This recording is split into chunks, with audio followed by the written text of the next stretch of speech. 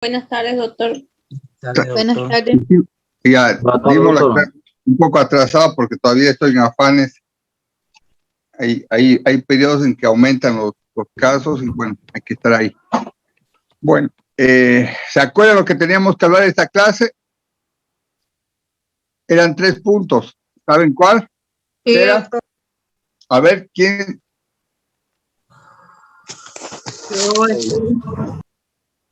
Era Determinar el coeficiente. ocupas de inteligencia y nivel del estado del sensorio.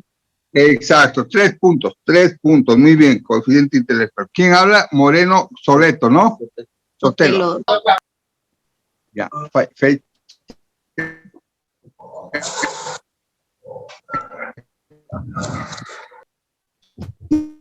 15 de mayo.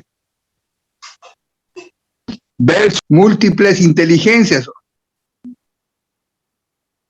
Múltiples inteligencias, y entre ellas se nombran 9 inteligencias, 9 tipos de inteligencia. Y después está lo que quiero hablar también sobre el nivel del sensorio, que es muy fundamental. Cuando hablamos de las funciones cerebrales superiores, hablamos de la interconexión de múltiples áreas de la corteza cerebral en conexión directa con otras áreas, entre ellas de la corteza cerebral, por medio de conexiones. Entonces, eso va a determinar que uno elabore funciones de alta complejidad, como es el razonamiento, el pensamiento, la lógica, el cálculo matemático, el reconocimiento espacial, la habilidad artística, musical, auditiva, que unos tenemos más desarrollados que otros. Entonces, básicamente la función cerebral superior son varias funciones de la corteza, pero hemos dicho, la antigua, el archicórtex, el paleocórtex o el neocórtex. A ver, ¿quién me da? ¿Quién me da una respuesta? Doctor, era el neocórtex. Neocórtex. González Castellón. Perfecto. Ya nos estamos organizando, muchachos. Acabo de hablar con Helmut. El grupo que todos tienen que figurar su nombre, porque así cualquier comentario o acción que hagan no va a ser en anonimato. Cuando participamos una reunión o un grupo, cuando entran a clases ustedes y están dentro de la clase, por decirle, si un joven se esmera, estudia, está atento, eso es visualizado, no forma de un anonimato, porque tal persona, fulano, hace esto, sultano hace lo otro, está charlando siempre con su vecino de al lado, ¿no? Y así, pero yo interactúo porque hay una directa relación, porque son clases presenciales. En el caso que son clases virtuales, se pierde esa conexión y no podemos perder la conexión interpersonal de alguna forma por lo que es virtual. Entonces no puede haber nombres sin números, sin estar representados. Entonces en el grupo, por favor, pongan su apellido, su nombre y que figure en la lista. Me ha pasado el año pasado que terminando los últimos parciales, se fueron una cosa de 30 números del grupo. Se ve que eran chicos que no formaban parte del grupo, que estaban, no sé. Así que vamos a hacer eso, por favor. Ya en estos días, hasta el lunes, quiero ver que lo que figure en el grupo seamos todos los del curso de ahora. Excepto si quiere alguno ingresar por querer escuchar, por aprender, y que puede, no se le niega, pero tenemos que saber quién es él. No hay problema, no va a ser una cuestión cerrada, pero no tiene que haber anonimato. ¿Perfecto? Muy bien. Entonces, hemos dicho que es el neocórtex. ¿Y cuál es la relación de sufrimiento vascular que tiene una de estas áreas de forma más crítica? O sea que deficiencias de irrigación más sutiles, o sea, más no tan intensas, puede afectar. O sea que basta que no llegue irrigación durante unos 5 minutos con oxigenación franca, en esas áreas corticales mueren. Eso ocurre en el palio, en el neo o en el archicórtex. Para otra persona, ya no con González. A ver, otro. Otro En el neocórtex. En el neocórtex. ¿Quién habló eso? ¿Claudia qué? Claures Millares, Diana Naciel. Laura Millares, Diana. Ya. Entonces, fíjense, ahí comprendemos cuando ustedes conocieron un caso de algún muchacho, algún niño, algún joven que quedó en paro, no respiró, no recibió sangre, no recibió oxígeno su sangre durante más de 5 minutos, por decirle, se ahogó, quedó sumergido. Más de 5 minutos lo sacaron, volvió a la vida, como quien dice, pero quedó en estado vegetativo. Ahí estaría entendido claramente que hay áreas que no sufren tanto el tema de falta de oxigenación y por eso que seguimos vivos. ¿Cuáles son las áreas que han podido sobrevivir por más de 5 minutos de falta de oxigenación en esas áreas? ¿Cuáles son esas áreas? A ver. Que obviamente no corresponden al neocórtex. ¿Alguien me responde? Más que todo la parte del bulbo, doctor, que está todo ahí, está todo lo que es el sistema primitivo que está responsable de la respiración, de algunos reflejos. Exacto. Y también de la circulación. Entonces, para afinar lo que hemos dicho, Celestino, el bulbo en sus áreas más importantes tiene una función básicamente más antigua. Tiene funciones arti y palio cerebrales. Entonces, por eso que no sufre problemas de irrigación tan importantes. Son estructuras filogenéticas más antiguas. Entonces, la persona dejó de tener oxigenación más de 5 minutos, la corteza, el neocórtex muere, pero áreas mucho más antiguas sobreviven a esta falta de oxigenación. Y estas áreas son las que se consigue sobrevivir y el paciente, el bulbo, queda indemne y puede respirar. ¿Está bien, Celestino? Sí, doctor. Es todo lo que es sistema primitivo, ¿eh? Ya, muy bien. Está bien.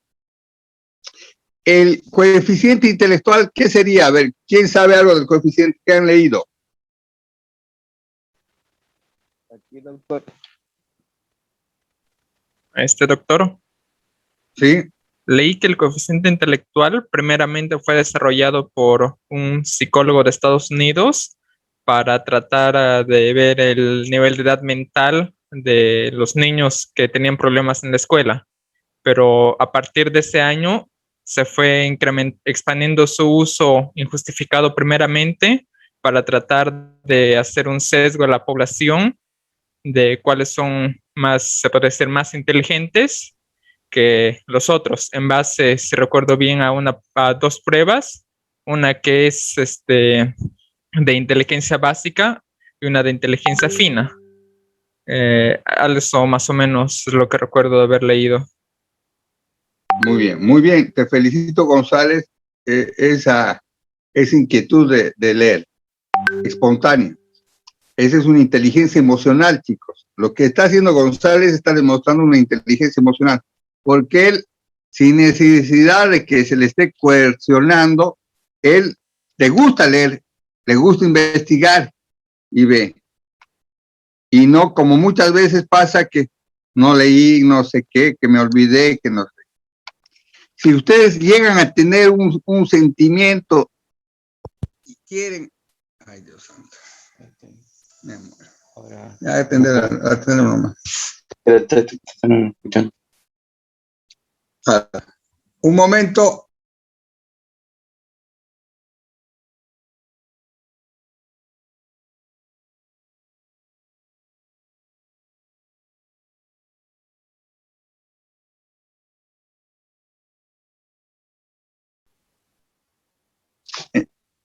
Hola.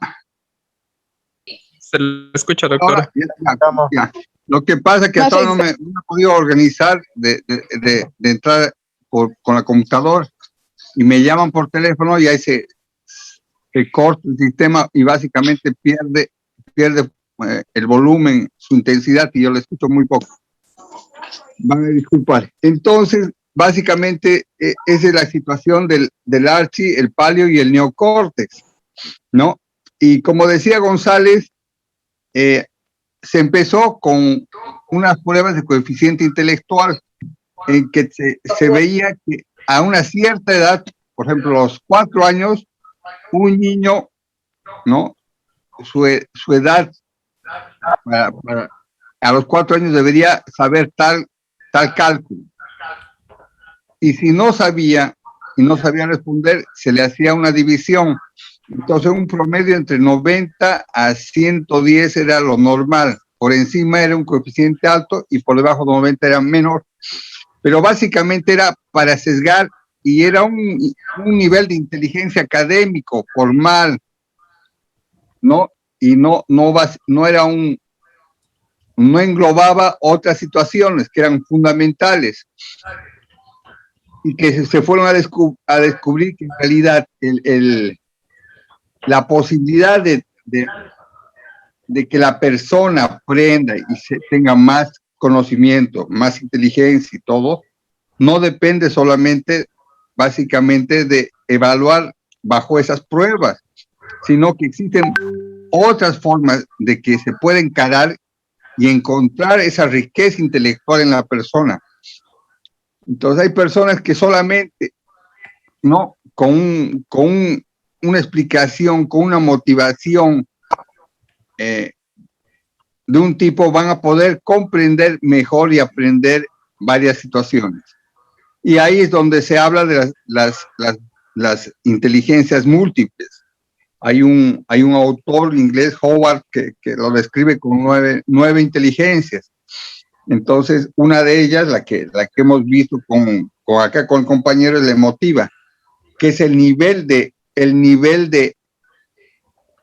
interés personal que uno tiene para querer aprender. Cuando uno tiene esas ganas de aprender, ¿no? Se le abre como quien dice, la actividad y las conexiones neuronales para que entre.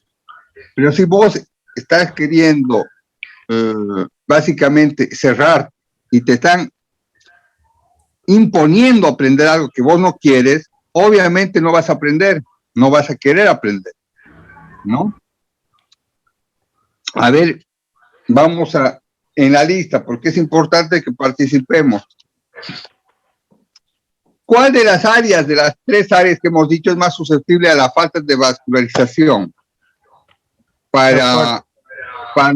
A ver, Neocortex. estoy preguntando para Roger López. Roger López, a ver. López Lajor Roger.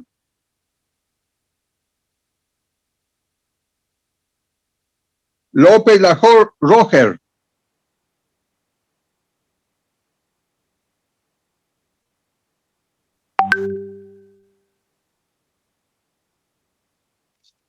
No se encuentra. Hoy es 15. Ya.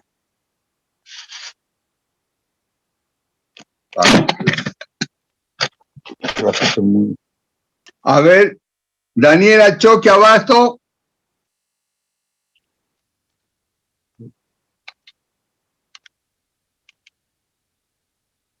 Daniela Choque Abasto.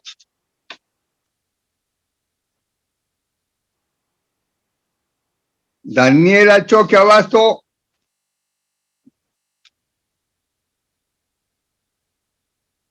Falta.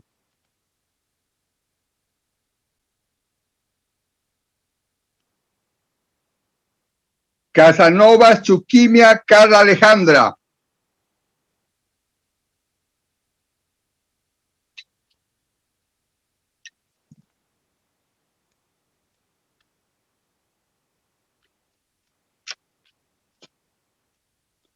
Saldaña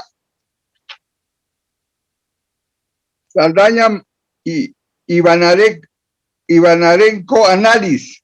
Falta. Lima de Sousa Poliana. Buenas noches, doctor. A ver. ¿Cuál de las áreas de la corteza cerebral son susceptibles a una deficiencia de oxígeno? Está apagado su micrófono. Estoy escuchando entrecortado. ¿No escuchas? Está entrecortado.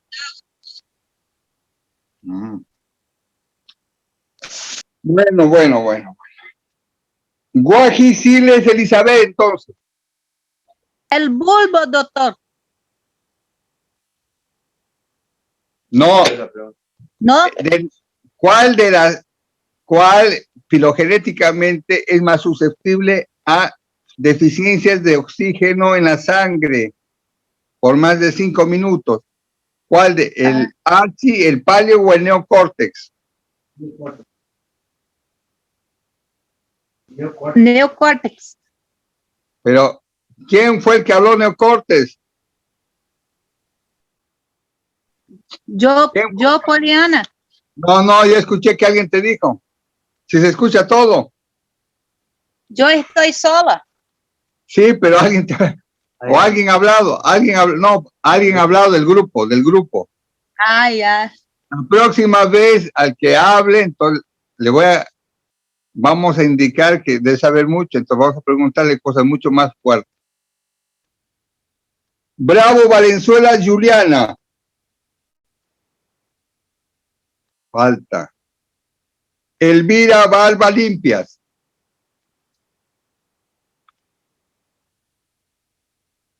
No está. Bueno, Elvira Balba Limpias.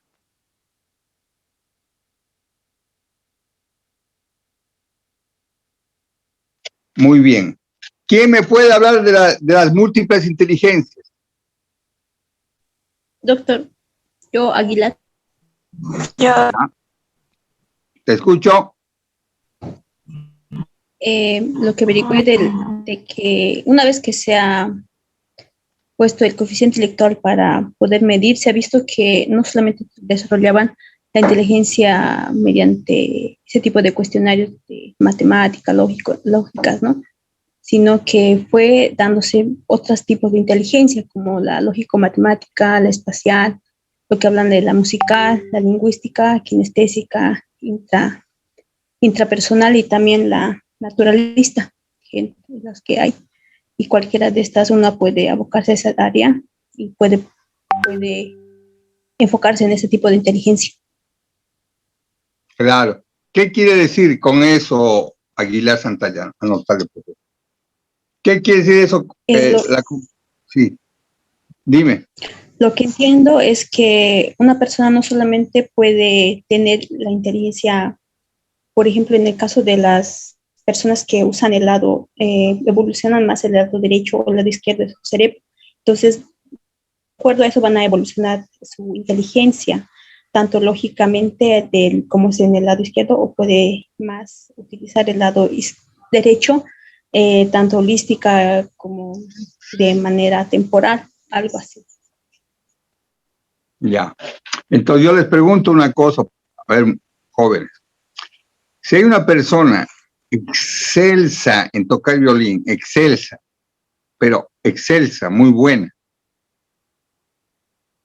pero probablemente si ustedes le ven, escribe con una gramática y con una formación en la en la conjugación de los verbos, qué sé yo, en la composición de las oraciones, no tiene la sintaxis adecuada, no calcula, no tiene un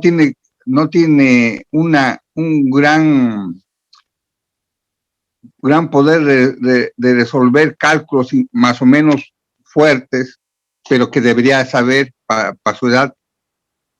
Pero es excelso, es muy bueno, tiene una afinidad tremenda en tocar violín. Está en un conservatorio, está en una gran orquesta sinfónica.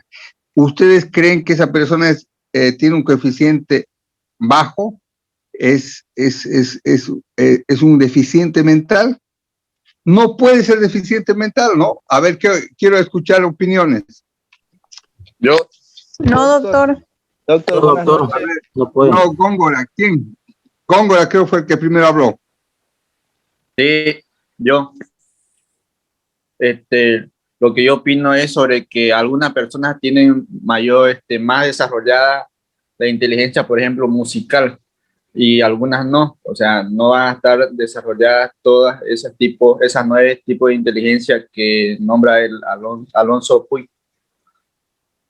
O sea, algunas tienen más desarrollada y algunas no. Claro. A ver, otro, ¿qué quiere hablar otro?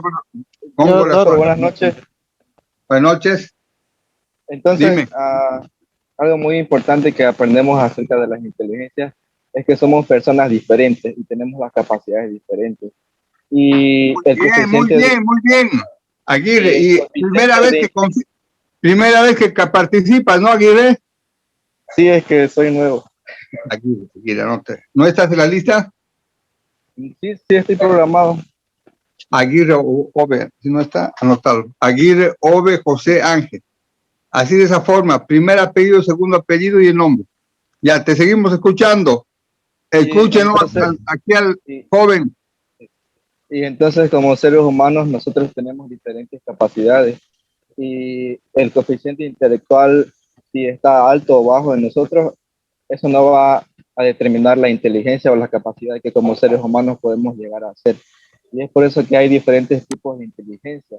Es por eso que hay diferentes tipos en las cuales cada una de las personas puede desarrollarse de acuerdo a su capacidad que ella tiene.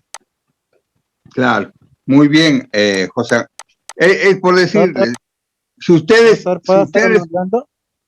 te escucho, Celestino. Ya, como mi mismo compañero dijo, cada persona tiene su capacidad diferente a la otra. Si buscamos ejemplos en la vida de la gente, podemos mirar al mismo Albert Einstein, que hizo su prueba de test de inteligencia y salió bajo. Pero a pesar de eso, es uno de los mayores, a no ser el mayor físico matemático de la historia.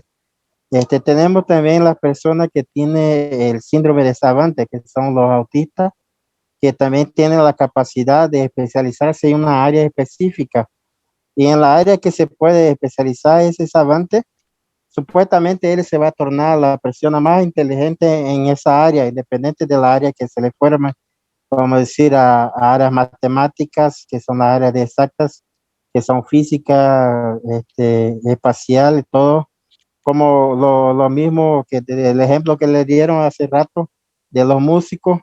De los músicos tenemos los ejemplos de las personas que tienen el oído absoluto, que tras de escuchar un sonido, él puede saber cuál es la nota de ese sonido y su escala de sonido solo a través del sonido. Entonces, como mi compañero dijo, son varios tipos de inteligencia. Sería casi imposible calcular el nivel de inteligencia de la persona como un todo, porque a eso abrange a varias áreas. Claro, exacto, Celestino. Es verdad. Entonces, fíjense, él mencionaba sobre el síndrome del el autismo. En el autismo existe lo que se llama pacientes que tienen una creatividad única espacial como autistas, ¿no? Dentro del espectro autista que se llama. Hay personas autistas dentro de ese espectro que saben hacer cálculos con números enormes, enormes. O sea, son teóricamente inteligentes para eso.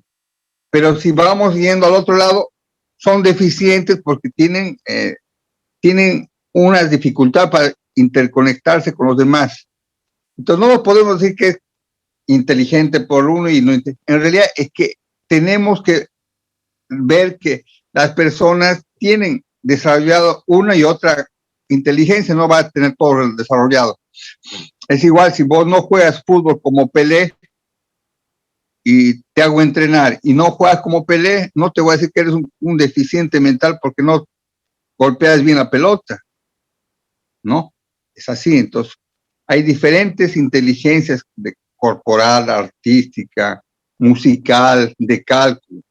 Eso tenemos que entender. En cambio, el coeficiente intelectual ha quedado muy obsoleto porque solamente evalúa características muy básicas, razonamiento, lógica, lenguaje, cálculos. Les hacen pruebas en función de lo que le corresponde a su edad y eso lo divide.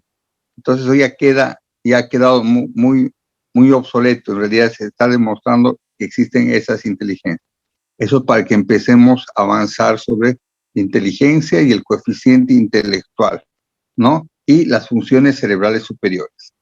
Entonces las funciones cerebrales superiores tenemos que entender que están en la parte más alta, más desarrollada de nuestro cerebro. Es en el neocórtex, una área que no tienen otros primates superiores y que lamentablemente es muy deficiente a cambios de oxigenación. Una persona la mete en su cabeza por más de 5 minutos en el agua y no recibe oxígeno, no se muere, la sacan, la sacan. Sobrevive, le hacen una respiración boca a boca, respira, vuelve en sí, respira, vomita todo. Pero probablemente han muerto esas neuronas que forman parte de la esencia estructural de toda esa ingeniería neuronal que forma parte, que conlleva la integridad para realizar las funciones cerebrales superiores, el lenguaje, el aprendizaje, la atención, la memoria, las emociones. Muy bien. ¿Está bien? ¿Algo que comentar, Cujuy, Juárez, David, Fernando? Sí, doctor, quería hacerle una pregunta. Entonces, lo que las personas llaman don, ¿vendrían a ser estos tipos de inteligencia? Claro. Aquí alguien habló de sonido absoluto. Imagínate que tú escuches un sonido y ese sonido ya lo catalogues con una nota y encima le digas en qué nota está, en qué escala de nota está. Eso es algo muy particular, es una virtud, ¿no? Es una virtud única. Sí, ¿no? Sí, porque hasta ahora yo entraba en ese grupo de personas de que creían de que era un don. Bueno, se podría decir no científicamente, una terminología. ¿A qué se refiere don? O sea, tal vez la semántica es la que no está clara. Sí, eso, exactamente. O sea, a eso me refiero. O sea, otras personas dentro de ellas que me catalogaba yo que decían de que era un don. Como un don. O sea, parece que, o sea, semánticamente, sí. Don quiere decir, parece como, te da la impresión que es algo, un regalo que te dio el poderoso, digamos. Exactamente. Bueno, eso es respetable y eso es entendible, ¿no? No vamos a discutir eso, ¿no? No vamos a discutir eso y cada uno tiene su propia opinión. Aquí no estamos reflejando el hecho de que esa capacidad de cálculo lo dio Mahoma, Gengis Khan, qué sé yo, no. No es el momento filosofal de estar hablando de eso, ¿no? Con todo el respeto que tenemos a todas las religiones que podamos nosotros asumir, sino que, bueno, a esos muchas personas lo llaman don, ¿no? Don, mira, qué virtuoso. Exactamente, qué don, a eso me refería, doctor. Y bienvenido si tú piensas que es un don de Dios, bien, respetado, perfecto, no hay problema. Pero esa persona que tiene un don, digamos, dado por Dios, pues, según la creencia de él, le dice la selectividad, le dice ese don no quiere decir que por eso, digamos, si esa persona es deficiente en cálculo, pero tiene un don virtuoso en tocar, no quiere decir que sea un débil mental, ¿no? O sea, por decirte, vos no sabes que él es un virtuoso en tocar un violín. Y lamentablemente te topas a él en un momento que hay que hacer unos cálculos, te sientas junto con él, y dices, usted es un pobre tipo, no sabe nada, no sabe ni cálculos básicos. Entonces, esa concepción, eso hay que desterrarla, ¿no? Porque en realidad no es así. Porque a vos a nosotros no nos dicen, a nosotros los comunes, que somos unos débiles mentales porque no tocamos virtuosamente el piano. Yo no toco virtuosamente el piano, ni me acerco a tocar. Pero tampoco no pueden decirme que yo soy un retrasado mental por eso, ni a la inversa, ¿me entienden? Entonces, cada uno va adquiriendo en un grado o en otro algún tipo de inteligencia más que otro. Doctor, Sí. pero todo esto va abocado, ¿no? Lo que es la práctica que uno puede desarrollar a medida que va creciendo, ¿no? Obviamente es muy fundamental. Es muy fundamental, anotado Vaca Salazar, es muy fundamental la práctica, ¿no? Porque sí, pero básicamente hay una situación en estas personas cuando tienen alguna virtud, un don, qué sé yo, una característica más particular para desarrollar, ellas mismas van generando esa situación y van mejorando. Entonces, si ya tienen una estructura cortical más dada para tener una inteligencia, por ejemplo, artística, ellas mismas se van a exponer, ellas mismas se van a demostrar eso. No es que se van a quedar paradas. Obviamente, si las pobres crecieron en un campo de Auschwitz, qué sé yo, no van a desarrollar esa inteligencia artística, las van a incinerar, obvio, ¿no?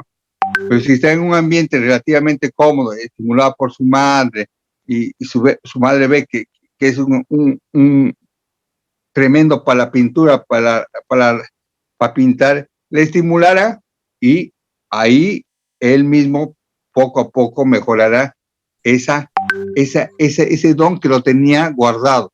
Sí, doctor, sí, porque he también leído eso de que todo depende muchas veces de cómo está influida el nivel de inteligencia de la madre para que le transmita lo que es a su hijo o a su familia, para que aprenda y desarrolle distintos tipos de inteligencia que puede llegar a tener una persona, ¿no? No, se ha visto que el ser humano en realidad no nace en el momento de dar a luz, ¿no? Entonces empieza el cerebro y todas las interconexiones neuronales mucho más antes, cuando está en el vientre de la madre, empieza a desarrollar muchas situaciones de experiencias sonoras, auditivas. Eso hace que el niño ya empiece a tener una característica antes de salir del útero de la madre. Eso es muy importante. Muy bien, vamos a continuar con el tema. Hola. Doctor. Sí. Doctor, tengo una pregunta. Entonces, usted dijo sobre los niveles de inteligencia, entonces, algunos hábitos que afectan lo que es al sistema neuronal.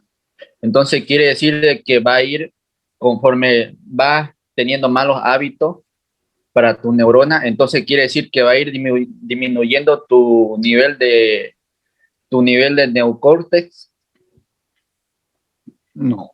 El neocórtex es una estructura que está en tu cerebro, no va a disminuir tu neocórtex. Lo que va a disminuir es las conexiones interneuronales. O sea, las neuronas van a seguir igual ahí en la cantidad, pero la interconexión, las ramas que se unen entre neurona y neurona van a aumentar cuando existe mayor estímulo a esas áreas. No es que crece tu neocórtex, sino crece las interconexiones. ¿Me entiendes? Es como estaría fuera un arco iris así, y en el arco iris están las neuronas, correcto.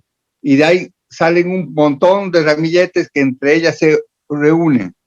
Si eso está muy espeso, con mucha conexión, quiere decir que hay una actividad enorme entre ellas.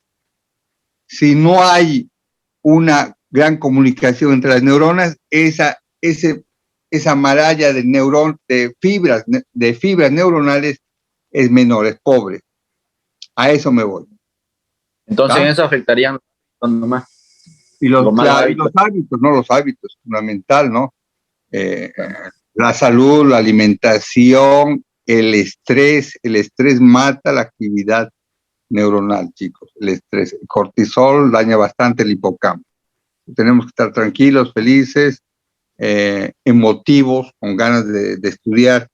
No estudiar porque mi papito quiere que sea médico o porque quiero que el día de mañana me digan doctor, sino tiene que haber una entrega que le guste a uno. Que le guste a uno estudiar, ¿no? Que le guste investigar. Entonces, toda la vida uno va a seguir en ese camino, no va a ser esforzado, no va a ser solamente para salir y tener un título. Bueno, a ver, para ver si están presentes los muchachos, Torrico, Cajiri, María Elsa.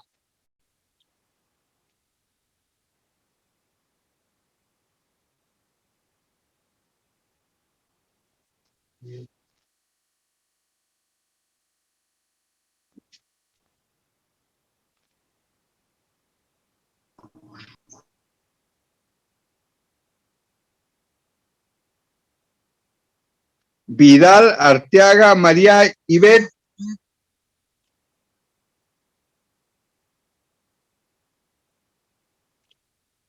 Nosa Castro, Mari Isabel.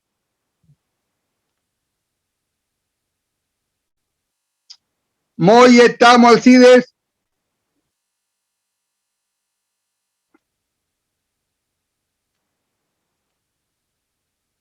Ricardo Vela Góngora. No, vinieron varios, ¿no? ¿Cuántos somos? ¿Cuántos estamos? 47, doctor. 47. Chicas, ¿qué hacen el sábado? Deberían estar ahí. Cazón, Romero, María Belén. ¿Ah?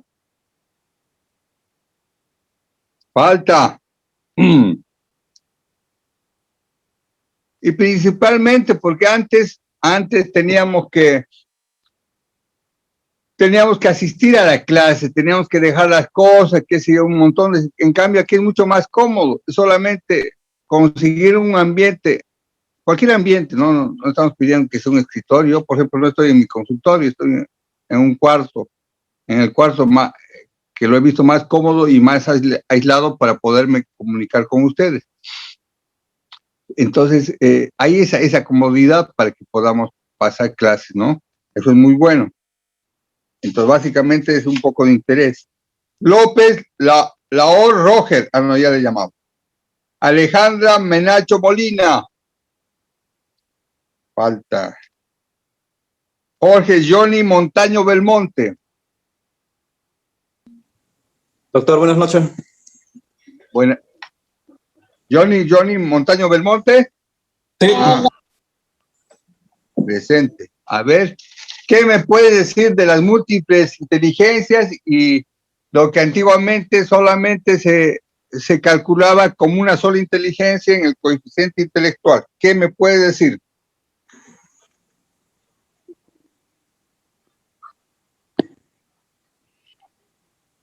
¿Escuchaste a todos tus compañeros o recién estás entrando?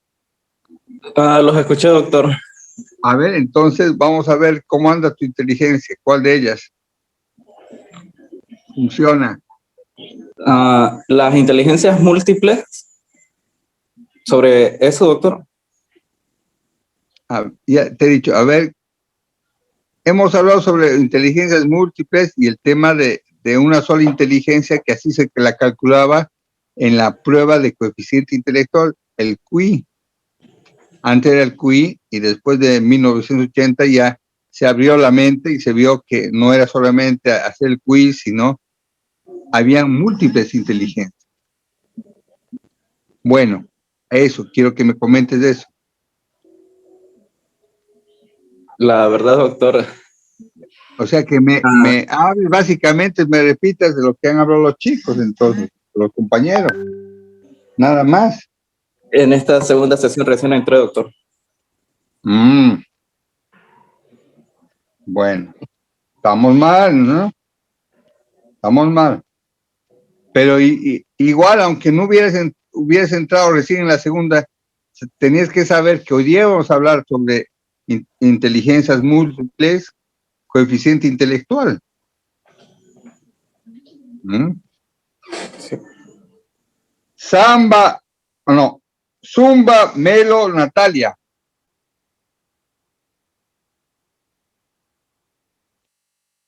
Zumba, Melo, Natalia. Falta. Eduard Zavala Rivero.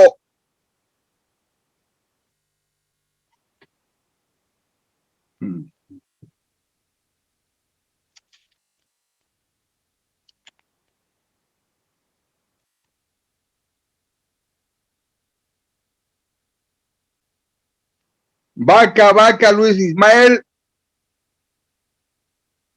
Falta. Presente, Velo. doctor. ¿Quién? Ismael Vaca. A ver, Ismael Vaca, la misma pregunta. Hemos hablado al principio de la clase sobre qué son las inteligencias múltiples y qué es el coeficiente intelectual y qué es lo que medía antiguamente. A ver, un comentario de eso. Entré, doctor, para hacerlo neto a la última parte cuando estaba hablando de los coeficientes intelectuales y cuando daban sus opiniones los compañeros. Ya. Entonces, pero que esto aporte ya personal y no los compañeros, que teóricamente tenías que haber sabido porque en esta clase íbamos a hablar de eso y les pedí que lean sobre eso. Así es, doctor. No leíste.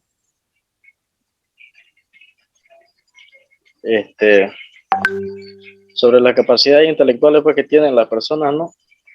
Usted da un ejemplo de uno que, por ejemplo, es un especialista en tocar el violín y no podemos compararlo, por ejemplo, con otra persona que no toca el violín, porque como bien decía el otro compañero, igual que daba su opinión, es muy diferente, pues, ¿no? Cuando la persona le pone el interés, por ejemplo, y justamente esa actividad que realiza esta persona es algo que le gusta, pues, ¿no? Entonces termina siendo alguien que desarrolla esa parte y justamente en esa área que le gusta realizar, por ejemplo, y no podemos compararlo con otra persona que es un atleta, por ejemplo, y decir que el uno no sabe hacer, que el atleta no toca bien el violín y el violinista no corre o no realiza la actividad deportiva como el atleta, por ejemplo, no lo podemos comparar, digamos, La pregunta es para Ismael y que nadie responda, por favor. ¿Y cuál de las áreas, el archicórtex, el neocórtex o el paleocórtex, es el que está involucrado en las funciones cerebrales superiores? ¿El archicórtex, el neocórtex o el paleocórtex? El neocórtex, doctor. Ya. ¿Y cuál de esos tres es el que tiene más deficiencias de oxigenación cuando falta más de 5 minutos de oxígeno en la sangre? ¿Cuál es el que sufre más? ¿El neo, el paleo o el archicórtex? El archicórtex, creo que es el que sufre falta de oxígeno. El archi. La primera parte estabas bien, la segunda estabas mal. El neocórtex es el que tiene es el de las funciones cerebrales, es el más susceptible, porque cuando más de 5 minutos no tienes la oxigenación suficiente, ese neocórtex sufre y puede morir. ¿Correcto? Ya. Correcto, doctor. Aclarado. La próxima, espero que estés más motivado, tu inteligencia emocional para que estudies, ¿ya? ¿Está bien? Ya, doctor. Listo, doctor. A ver, esperemos. Oli Vázquez Pedro.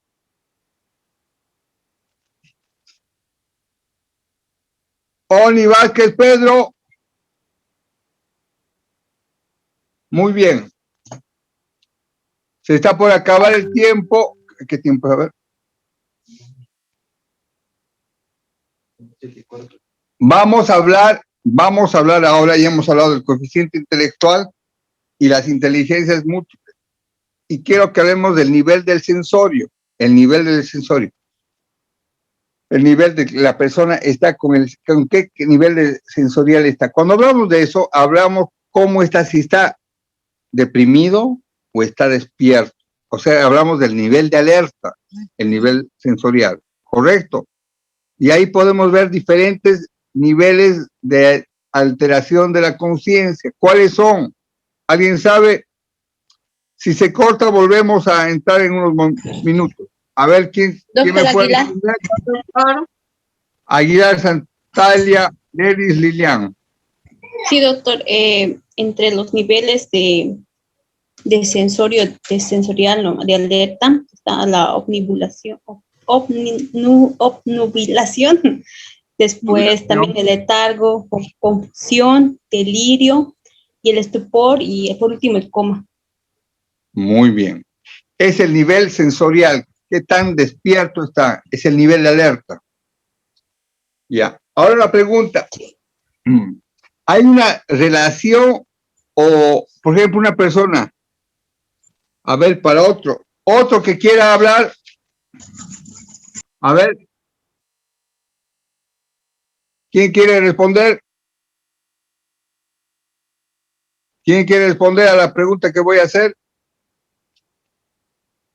Nadie. Yo, doctor, pregunte. Bueno, entonces vos escúchame. Si una persona está con vigilia, está vigil, ya, está alerta, está vigil, está alerta, ¿será que está necesariamente lúcido y orientado? ¿O puede ser vigil, alerta, puede ser vigil, alerta, vigil, y estar no lúcido y desorientado? Quiero que separemos esas cosas. Eso es fundamental en la primera parte del examen neurológico, lo que llamamos la función cerebral superiores, el nivel de conciencia, el nivel sensorial, el nivel de alerta. A ver, pensá, Sí, Aguilar. doctor, por ejemplo, en lo que ocurre con las personas que utilizan sustancias psicoadictivas, ¿no? También podría ser que esas tienen una alteración en eso al consumir tranquilizantes o barbitúricos. Un ejemplo. No, pero a ver, otro que participe. Puede haber una persona que esté con vigilia, esté alerta, pero no necesariamente esté orientado y lúcido. Es posible, Sí, doctor. A ver, Doctor, se podría decir que es el ejemplo de las personas que están forzándose a mantenerse despiertas por el motivo que sea. La persona en sí está despierta, pero sus sentidos se podría decir que están un poco disminuidos. Pueden no estar del todo atentos a los ruidos. A ver, participantes. Ardaya Guali Jordán. Ardali Guaya Jordán. ¿Dónde está? ¿Su cámara está desactivada o está activada? Está activada, doctor. Ya, muy bien. Perfecto. No está tu nombre, no figura tu nombre. Ya, Ardaya Guali Jordán. Sí, la pregunta es la siguiente, que ha estado escuchando. ¿Será que un paciente puede estar vigila alerta, pero confuso y desorientado? No, doctor. Vigilia, alerta y desorientado. Así me dice.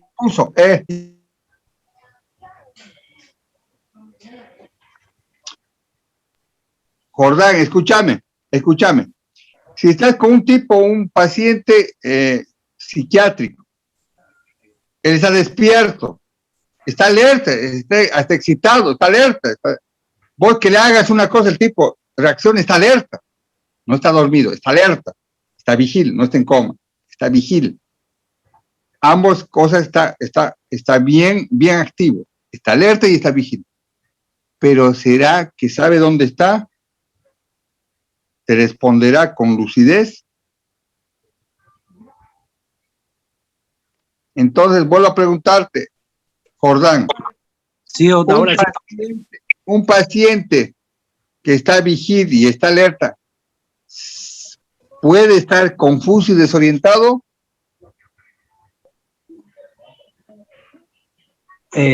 Sí, doctor.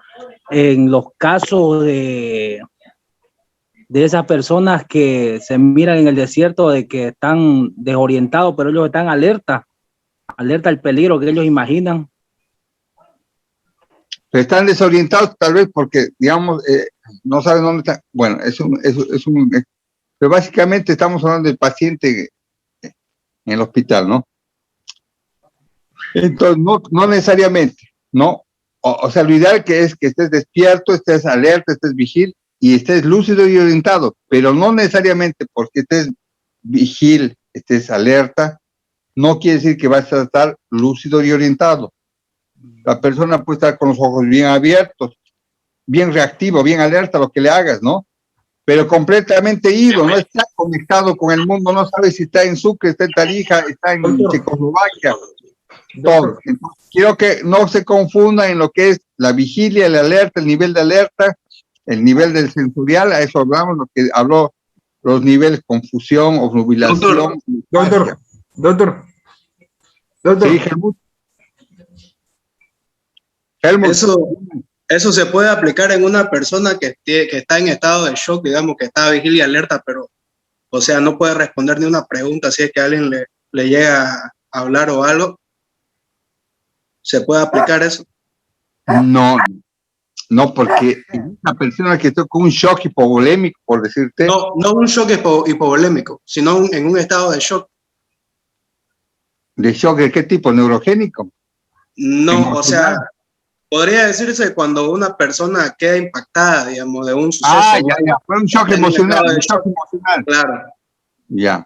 Esa persona está, una persona está emocionalmente impactada y está con los ojos así abiertos, asustada, no está dormida, pero por decir, tuvo un contacto de tercer tipo con extraterrestres.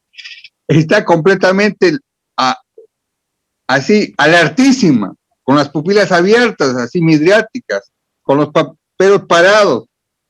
No está en coma, pero está pues ida, está en otra, está choqueada, está asustada emocionalmente. Ese es otro caso, ¿ve? Entonces, paciente, a ver, doctor, espera un ratito, Mauricio, escucha un poquito, no te atropelles. Ese paciente entonces está vigil, está alerta, pero está confuso y está desorientado. Ya estoy pasando clase. Correcto. Ya. ¿Qué querías decir? Que se puede dar pues también esto, doctor, en las personas que están bajo el efecto de sustancias controladas igual. De que, o sea, están perdidas ellas, no saben dónde están paradas, pero están con su nivel de... Vigilia está alerta, extremadamente alerta, está irritada, está confusa y está desorientada.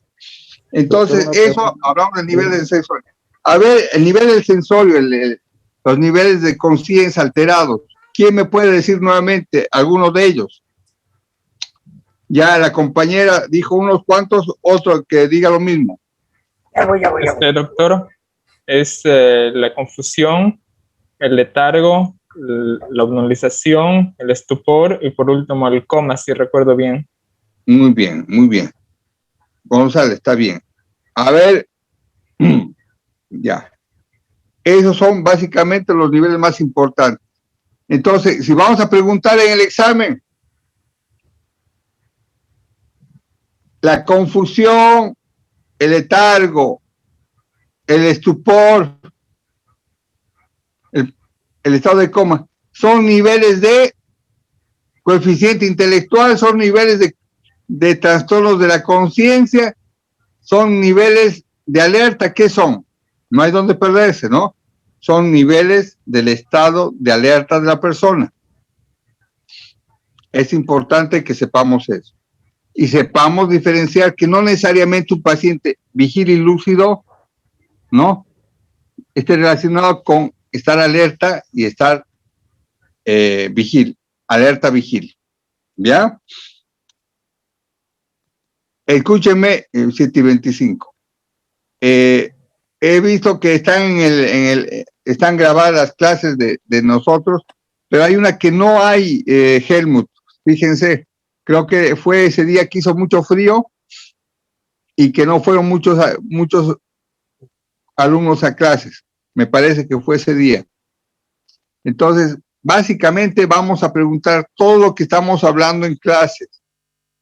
Ya estamos entrando ahora a lo que es básicamente ya el texto en sí de neurología y nuestro libro base, que es el Michel.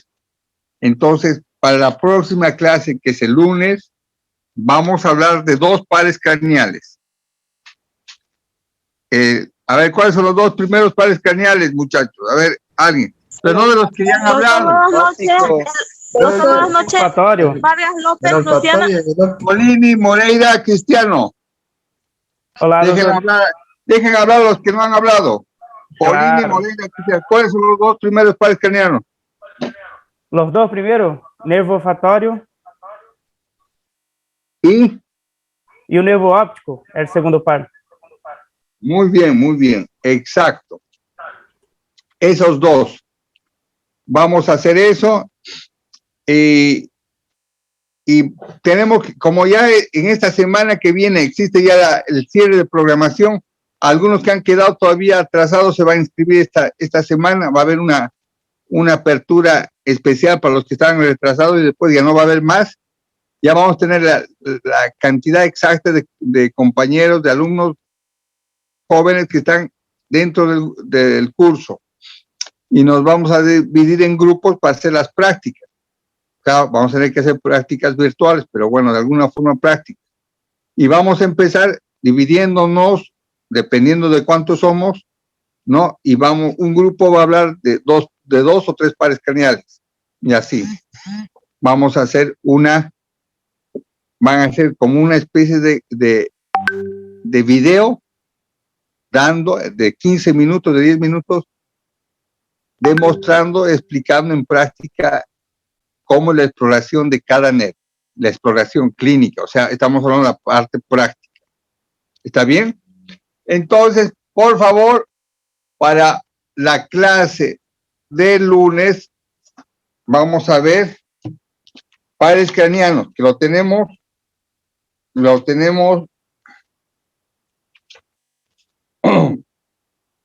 está en la primera parte, trastornos de los pares craneales. ¿Está bien?